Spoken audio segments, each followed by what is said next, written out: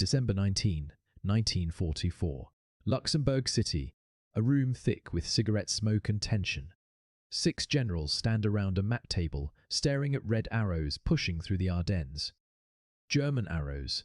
Arrows that represent Hitler's last great gamble, a surprise offensive that has torn through American lines and now threatens to split the Allied army in two. Supreme Commander Dwight Eisenhower looks exhausted. British Field Marshal Bernard Montgomery stands rigid, calculating. And then there's George Patton, jaw clenched, eyes blazing with that familiar manic intensity. Eisenhower turns to him and asks the impossible question: how long would it take to disengage the Third Army, turn it 90 degrees north, and counterattack into the German flank? The other generals shift uncomfortably. An entire army, in winter, through ice and snow, already engaged in battle. It's logistically insane, it's tactically unprecedented. Montgomery mutters something about waiting for proper preparation, but Patton doesn't hesitate. His answer shocks everyone in the room. 48 hours, he says. I can attack with 2 divisions in 48 hours. The room goes silent. Even Eisenhower, who's known Patton for decades, stares in disbelief. But Patton isn't bluffing. He's already planned for this. He's already seen it coming, and he's about to execute a military maneuver that will cause the German High Command to utter a phrase they've never used about any other Allied general. They're going to call him the American Rommel. This is the story of why 3 of Nazi Germany's greatest military minds, men who perfected the art of mechanized warfare, came to recognize George Patton as the one Allied commander who truly understood their way of war. A story that reveals how an American general with a passion for history, a cavalryman's soul, and an unshakable belief in aggressive action became the living embodiment of the very tactics Germany had unleashed on Europe. A story that answers one central question: what does it take to beat the masters at their own game? But to understand why the Germans would compare Patton to their own legends, you need to understand where Patton came from. And you need to understand what made the German way of war so revolutionary in the first place. George Smith Patton Jr. grew up worshipping warriors. Born in 1885 to a wealthy California family with deep military roots, young George heard stories of Confederate cavalry raids, of his grandfather charging at Gettysburg, of knights and crusaders and Alexander the Great. He was dyslexic, struggled with reading as a child, but possessed a photographic memory for military history. By age 12, he could recite entire passages from Julius Caesar's Gallic Wars. He attended West Point not just to become a soldier, but to become a warrior. There's a difference. A soldier follows orders, a warrior seeks glory. In 1912, at the Stockholm Olympics, Patton competed in the first modern pentathlon: shooting, fencing, swimming, riding, running. The skills of a cavalry officer. He finished 5th, but it's what he did after that that mattered.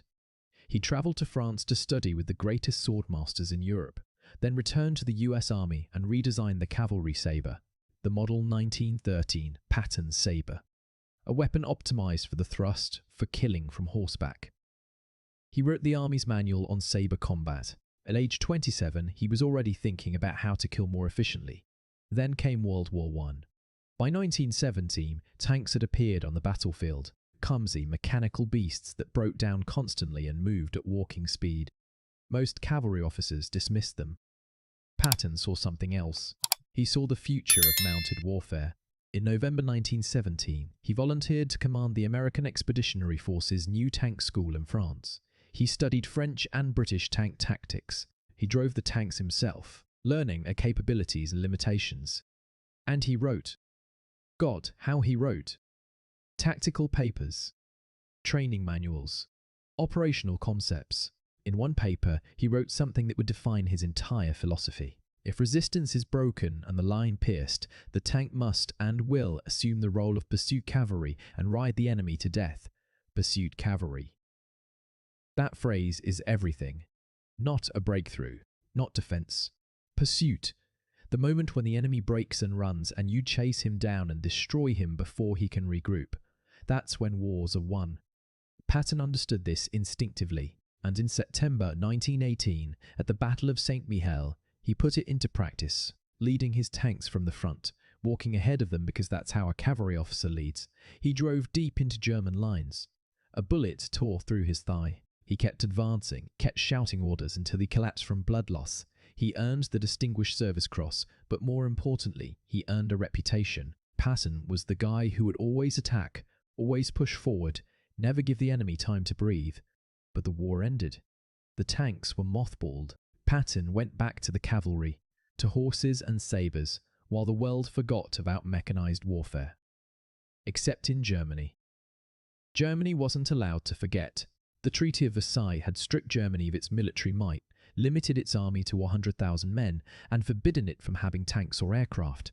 But it couldn't strip away the lessons learned from 4 years of slaughter. German officers, brilliant men who'd watched millions die in the trenches, knew there had to be a better way to fight. Men like Hans von Seyd rebuilt the German officer corps around one idea: quality over quantity, initiative over obedience, speed over strength. And one officer in particular, a veteran of the Great War named Heinz Guderian, became obsessed with an idea: mobile warfare. Combined arms, tanks, infantry, artillery and aircraft all worked together to punch through enemy lines and drive deep into the rear, disrupting communications, destroying supply lines and creating chaos.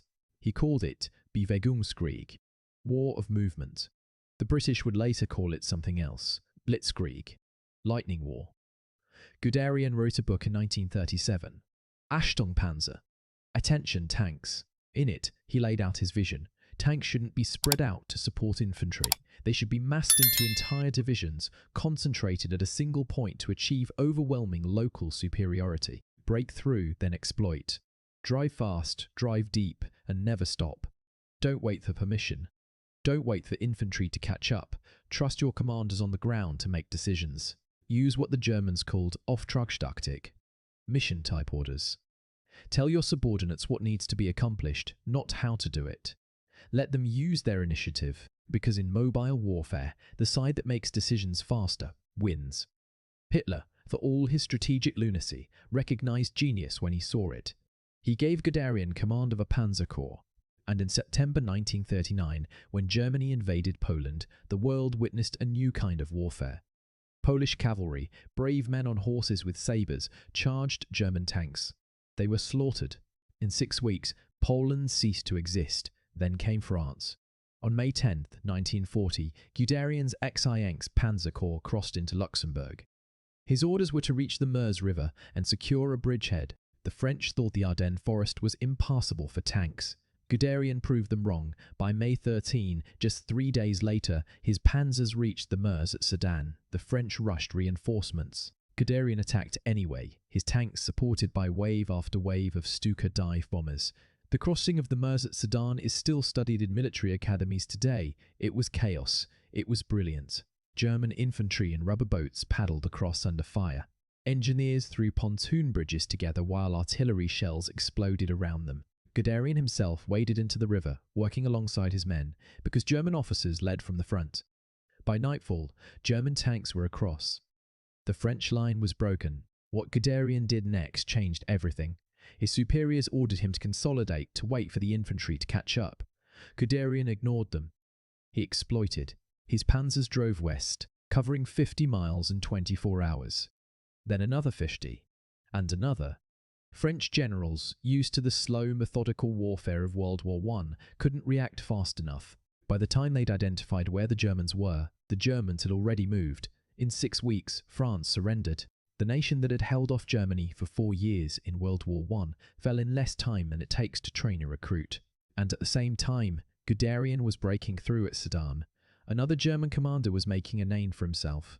American Rommel, a veteran of World War I, who'd earned Germany's highest decoration for capturing thousands of Italian soldiers through sheer audacity and terrain exploitation. In 1940, Rommel commanded the 7th Panzer Division in France. They called it the Ghost Division because it moved so fast that even the German High Command couldn't track it. Rommel drove his men relentlessly, sleeping 3 hours a night, leading from the front in a command vehicle equipped with radios so he could direct the battle in real time. He covered over 500 miles in the French campaign, faster than any other division. His philosophy was simple: speed, surprise, and violence of action. Hit the enemy where he's weak, then hit him again before he recovers. Never let him rest, never give him time to think. In February 1941, Hitler sent Rommel to North Africa to save the Italians, who were getting crushed by the British. Rommel's orders were to defend. He attacked instead. Within 2 months, he'd driven the British back 400 miles to the Egyptian border. At Gazala in May 1942, Rommel executed a brilliant flanking maneuver that destroyed British defensive lines and captured the fortress of Tobruk, taking 35,000 prisoners. Churchill called it a disgrace. Hitler made Rommel a field marshal. The British and Americans called him the Desert Fox. They feared him. They respected him, because Rommel fought the way warriors are supposed to fight, with cunning, with speed, with calculated audacity. So by 1942, Germany possessed the doctrine and the commanders who perfected mechanized warfare. Guderian, the theorist who'd invented Blitzkrieg; Rommel, the tactician who'd proven it worked in the desert. They'd conquered most of Europe. They were winning. And America had just entered the war with an army that didn't know how to fight. February 14, 1943. Kasserine Pass, Tunisia. American forces faced German armour for the first time in a major engagement. It's Valentine's Day. There's nothing romantic about what happens next. Rommel's Afrika Korps smashes into green American troops who've never seen combat.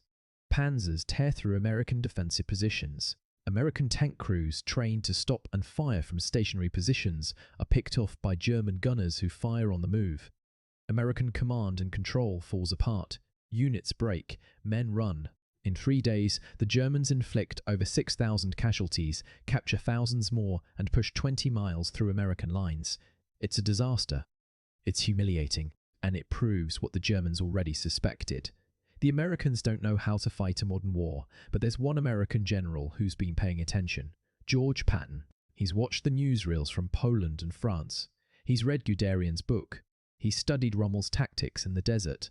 And unlike most American generals who view tanks as mobile artillery, Patton understands what the Germans understand. Tanks are cavalry. Fast, aggressive exploitation forces designed to break through and pursue. Patton had written almost the same things Guderian had written years earlier. The problem was that nobody in the American army had listened. After Kasserine, they started listening. Patton took command of Turk Corps in March 1943. His first action was to restore discipline. Soldiers would wear helmets.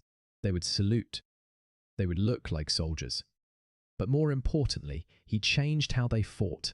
He instituted aggressive patrolling. He demanded speed over caution. He borrowed directly from German doctrine. Pin them by the nose and kick them in the rear. Hold the enemy in place with infantry while tanks swing around the flanks. Always attack.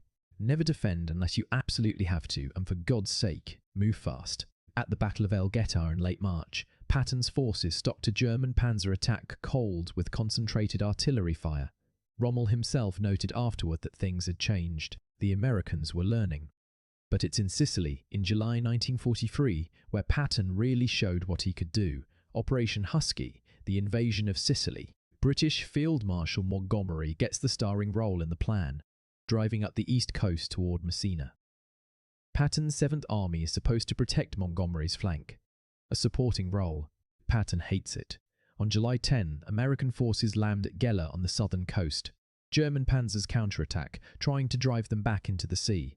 The situation is desperate.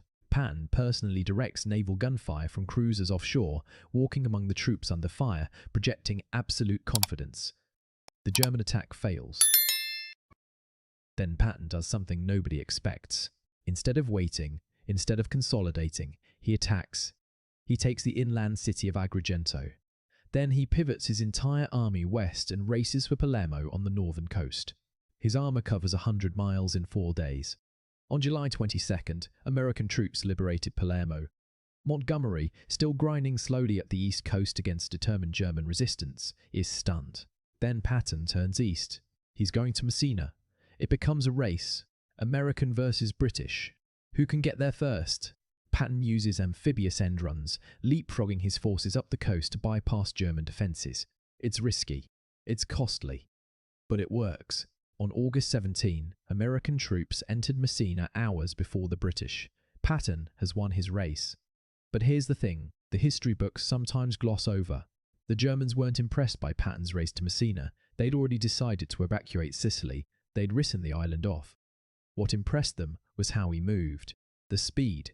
The flexibility, the aggression. a German general named Fridolin von Senger und Ettelin, who fought in Sicily, later wrote that the American command, particularly under Patton, showed a willingness to take risks that reminded him of German tactical doctrine. That's high praise from a Wehrmacht general. But then Patton screwed up. The slapping incidents. 2 separate occasions where Patton, visiting field hospitals, slapped soldiers suffering from combat fatigue, calling them cowards. The press got hold of it. Eisenhower nearly sent him home. Patton's career hung by a thread. For nearly a year, he sat on the sidelines while other generals commanded the invasion of Italy. While lesser men got the glory, Patton stewed in enforced exile. The Germans, when they learned Patton was in trouble, barely noticed. Despite what the movie would have you believe, German intelligence didn't obsess over Patton. Why would they? He was just one of many American generals. He hadn't done anything in France yet. Then came D-Day. June 6, 1944, Allied forces stormed the beaches of Normandy. Patton isn't there. He's still in disgrace, commanding a fake army in England, part of an elaborate deception to make the Germans think the real invasion will come at Calais. For 2 months, while the real invasion grinds through the hedgerows of Normandy, Patton paces and plans and waits. Omar Bradley, his former subordinate, is now his superior, commanding American ground forces. It must have killed Patton. But he waited. August 1, 1944, 1200 hours. The Third Army becomes operational in France. George Patton is finally back in the war, and what he does next will force the Germans to completely reassess who they're fighting. The Americans have just completed Operation Cobra, a massive breakthrough at Avranches that has torn open the German left flank. Bradley wants to exploit it. He gives the job to Patton.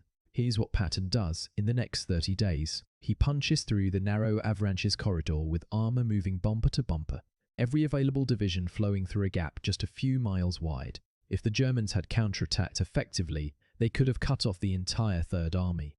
Patton doesn't care. He attacks. His armour splits. One corps drives west into Brittany to capture ports. Another drives east, racing across France. German commanders, used to the slow, methodical American advances of the previous 2 months, are caught completely off guard. Where is Patton going? What is his objective? The answer is everywhere and everything. In August alone, the Third Army advances 400 miles. They cross the Seine River. They liberated Paris ahead of schedule. They capture over 75,000 German prisoners. And they do it while covering distances that make German generals pull out maps and recheck the numbers. General Gunther Blumentritt, who is fighting Patton's advance, writes in his diary that the American Third Army is moving faster than the Wehrmacht moved in 1940, faster than the Germans moved when they conquered France. He writes that Patton has improved on Napoleon's principle. Activity, speed, speed. The Germans have a word for it. Tempo, the rhythm of battle. Patton has seized the tempo. He's making decisions faster than the Germans can react, and that is terrifying. But then comes the pause. Early September 1944, Patton's tanks run out of gas. Literally, the Allied supply lines, stretched thin from the rapid advance, can't keep up. Eisenhower makes a strategic decision. He gives priority to Montgomery's audacious plan to jump the Rhine in Holland, Operation Market Garden. Patton's Third Army stops. For 3 months, from September to December, Patton grinds forward through the rain and mud of Lorraine. It's not pretty. At Metz, an ancient fortress city, the Third Army gets bogged down in the kind of attritional warfare Patton despises. German generals like Hermann Bauch, veterans of the brutal fighting on the Russian front, conduct brilliant defensive battles that bleed the Third Army white. Black later criticizes American tactics as timid and systematic. Patton himself admits in his diary that his attack is progressing by short leaps and is not very brilliant. But here's what Patton learns: how to fight when you don't have overwhelming advantages, how to adapt, how to grind. The German generals fighting him might criticize his methods, but they can't stop him. By late November, Metz falls. Patton is across the Moselle. He's heading for the Saar region and the Rhine beyond. Then, on December 16, everything changes. Hitler launches Operation Wacht am Rhein, Watch on the Rhine, his last great offensive. 250,000 German soldiers, including some of the best remaining panzer divisions, smash through the thinly held American lines in the Ardennes. It's the Battle of the Bulge. Within 3 days, the Germans had pushed a bulge 50 miles deep into Allied lines. They're heading for the port of Antwerp. If they reach it, they'll cut the Allied army in two. Panic sets in at Supreme Headquarters. On December 19, Eisenhower called the emergency meeting. That's when Patton makes his promise. 48 hours. But here's what the history books don't always explain. Patton isn't bluffing. He's not grandstanding. He's planned for this. 10 days earlier, his intelligence officer had briefed him on unusual German activity in the Ardennes. Patton, with that instinct that separates great commanders from good ones, smelled something wrong. He orders his staff to prepare 3 contingency plans. If the Germans attack north, we do this. If they attack in the centre, we do this. If they attack south, we do this. His staff thought he was paranoid. They prepared the plans anyway, so when Eisenhower asks how fast Patton can move, Patton already knows. He's already done the calculations. He already has the orders written. Here's what happens next. Within hours of the meeting, Patton's staff issued movement orders to 3 entire divisions. The 4th Armoured Division, the 26th Infantry Division, and the 80th Infantry Division. Over 70,000 men, thousands of vehicles. They're currently fighting in the Saar, attacking east toward Germany. Now they have to disengage from combat, turn 90 degrees north, and attack through winter weather into the German flank. In less than 2 days. It requires every truck and half-track in the Third Army. It requires meticulous traffic control on icy roads. It requires trust that subordinate commanders will figure out the details without constant supervision. Das ist Auftragstaktik.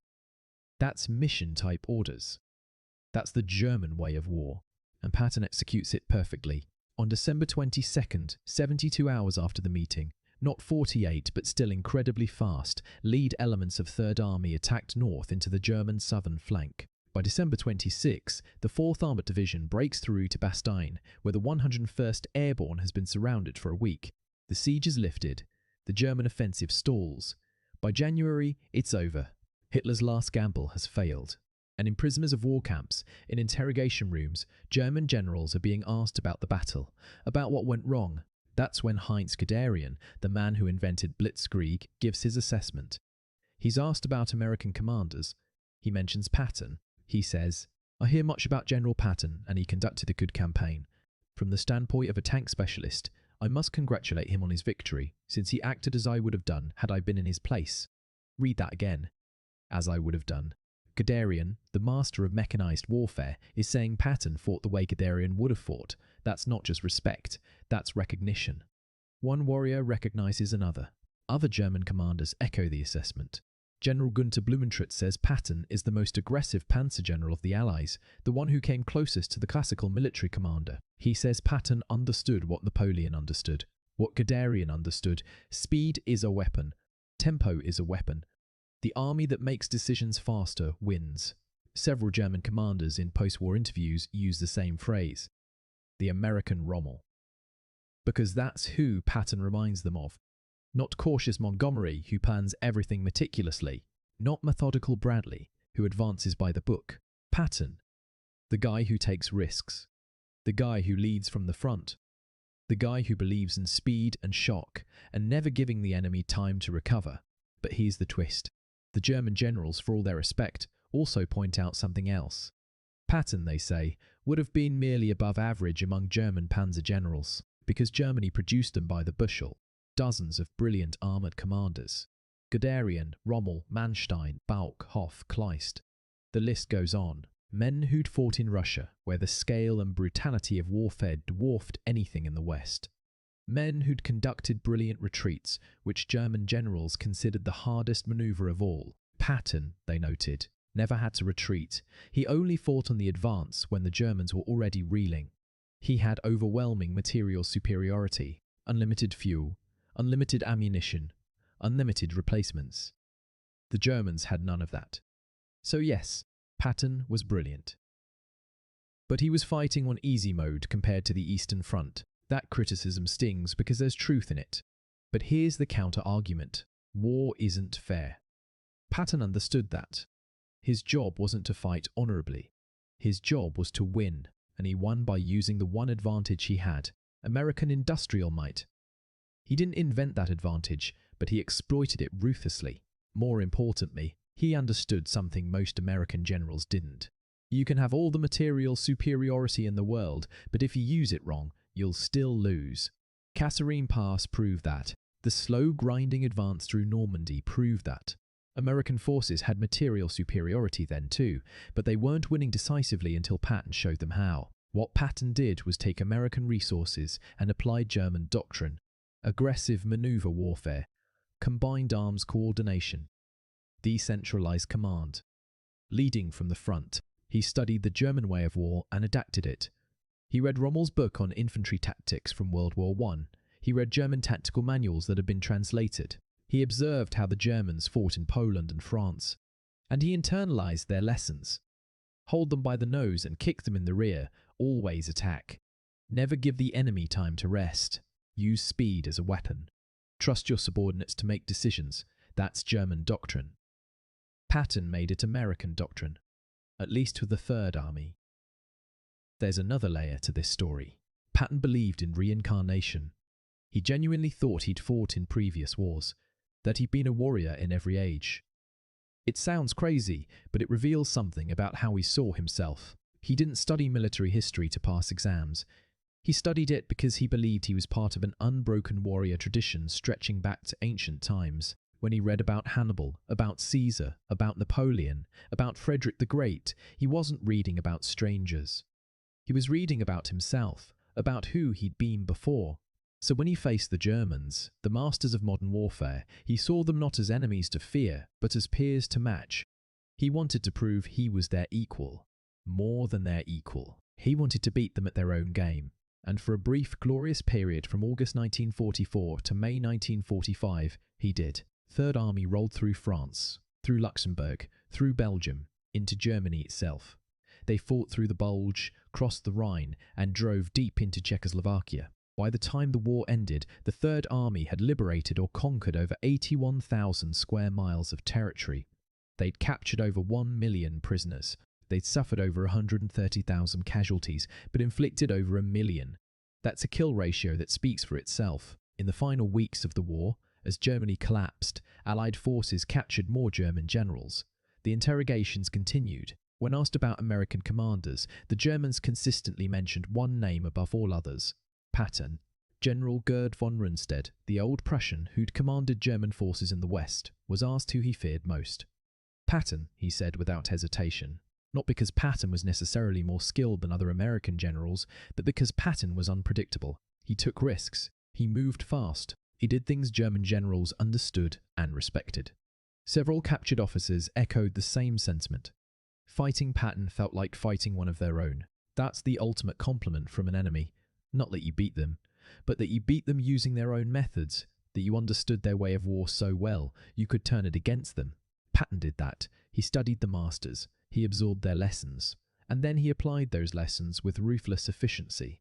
On December 21, 1945, 6 months after the war ended, George Patton was riding in a staff car near Mannheim, Germany. The car crashed. His neck was broken. He was paralyzed from the neck down. 12 days later, he died of an embolism. He was 60 years old. The warrior who'd survived 2 world wars, who'd led from the front, who'd been shot and kept fighting, died in a car accident during peacetime. The gods, it seems, have a dark sense of humor. His funeral was held in Luxembourg at the American Military Cemetery. He's buried there among the soldiers he led. Thousands of Third Army veterans attended. German officers, in post-war interviews, expressed respect. One said that Patton's death was a loss not just for America, but for the military profession. Because Patton, despite fighting against Germany, understood something essential about the warrior spirit, about the nature of offensive warfare, about the value of speed and shock and audacity. He understood what Guderian and Rommel understood. That war isn't about lines on a map. It's about breaking the enemy's will. It's about creating chaos in the enemy's rear. It's about moving faster than the enemy can think. So why did Guderian call Patton the American Rommel? Because Patton fought like Rommel. He led from the front. He took calculated risks. He moved with speed that shocked the enemy. He trusted his subordinates. He understood that the best defense is a relentless offense. And most importantly, he studied the enemy. He learned from them. He respected them as warriors, even as he destroyed them as soldiers. That's what separates the great commanders from the merely competent. The great ones study. They adapt. They steal ideas from anyone, even their enemies. Patton stole from the Germans. He took their doctrine, refined it, and used it against them with American industrial might behind it. That combination proved unstoppable. There's a lesson here that goes beyond World War II. Success in any field requires studying the masters, understanding what makes them excellent, and then adapting those principles to your own situation. Patton didn't invent mechanized warfare. Guderian did. Patton didn't perfect desert tactics. Rommel did, but Patton took what they created and made it his own. He wasn't ashamed to learn from the enemy. He was smart enough to recognize genius when he saw it, regardless of which flag it served. And that's why, in the end, German generals who'd spent their lives perfecting the art of armoured warfare looked at George Patton and saw one of their own. A panzer general in an American uniform, the American Rommel. So what do you think? Could Patton have succeeded as a German panzer general if he'd been born across the Atlantic? Would his aggressive style have thrived in the Wehrmacht? Or did he need American resources to truly shine? Drop your thoughts in the comments below. And if you enjoyed this deep dive into one of the most fascinating questions in military history, hit that like button and subscribe for more stories about the warriors who shaped our world. Next time, we're exploring why the Soviet generals feared one German name above all others. Trust me, you won't want to miss it. Until then, remember what Patton himself said. A good plan violently executed now is better than a perfect plan next week. Lead from the front, never stop attacking, and always, always study the masters.